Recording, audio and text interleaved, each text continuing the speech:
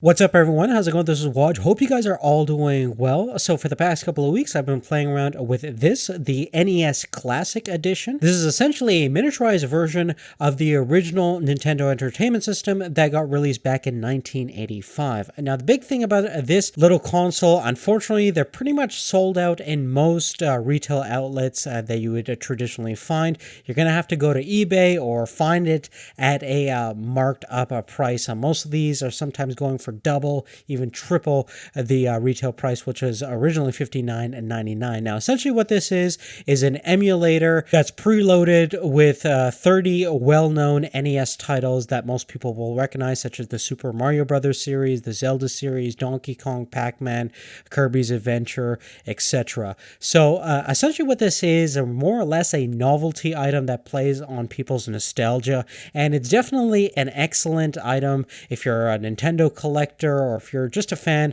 of classic retro gaming and love the overall design. It's very simple to use, basically has an HDMI connection to the back and a simple power connection and an output for two of the original NES controllers, which comes included with the original package. Now, while I think the NES Classic is a charming gift and certainly a collectible item, one thing that's going to be more practical, especially if you want a very capable retro gaming console, is actually building your own using a Raspberry Pi 3 and preloading it with a piece of software called RetroPie, which then gives you the ability to emulate literally a limitless supply of retro gaming consoles and platforms, from the original NES to the Super Nintendo, all the way up to the Nintendo GameCube, as well as the PlayStation 1. Essentially, the potential for emulating different retro games is pretty much limitless because the Raspberry Pi 3 is a fully fledged computer. It has an ARM-based quad-core CPU clocked around 1.2 gigahertz, 1 gigabyte of RAM. The big upgrade on the Pi 3 Model B is that we now have 802.11 and wireless connectivity,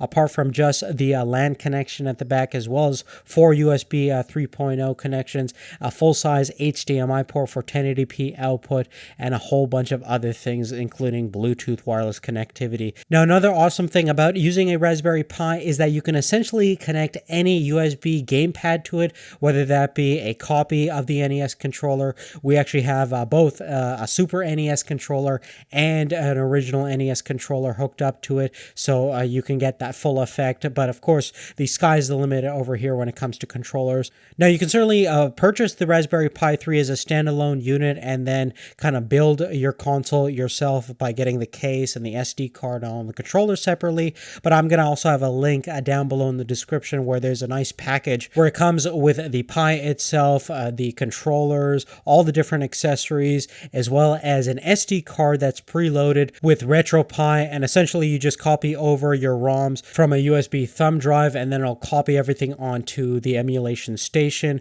which pretty much runs all your ROMs through the different emulators. And in the description down below, you'll actually find a link for a full-on tutorial on how to actually install RetroPie onto a blank SD card if you're just starting out from scratch. But obviously, besides the gaming advantages that RetroPie presents, there's also a piece of software called Kodi that's installed, which is a great all-in-one media player. And because we have wireless connectivity, you can stream photos, videos, whatever from your network attached storage device to the Pi itself and have all that media functionality besides just the gaming capabilities. Now, in pretty much every regard, the Raspberry Pi 3 is a far superior purchase and a gift compared to the NES Classic, but the NES Classic isn't really a rational decision. Again, it's a novelty item built for collectors and Nintendo enthusiasts, and it certainly has a place. But if you guys are interested in emulating any kind of retro gaming experience,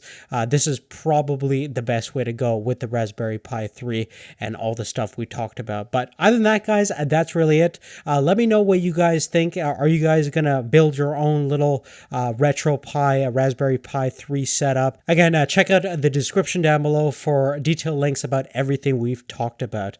That's really it. Thanks again for watching. Hope you guys have a great holiday season, and we'll see you in the next video.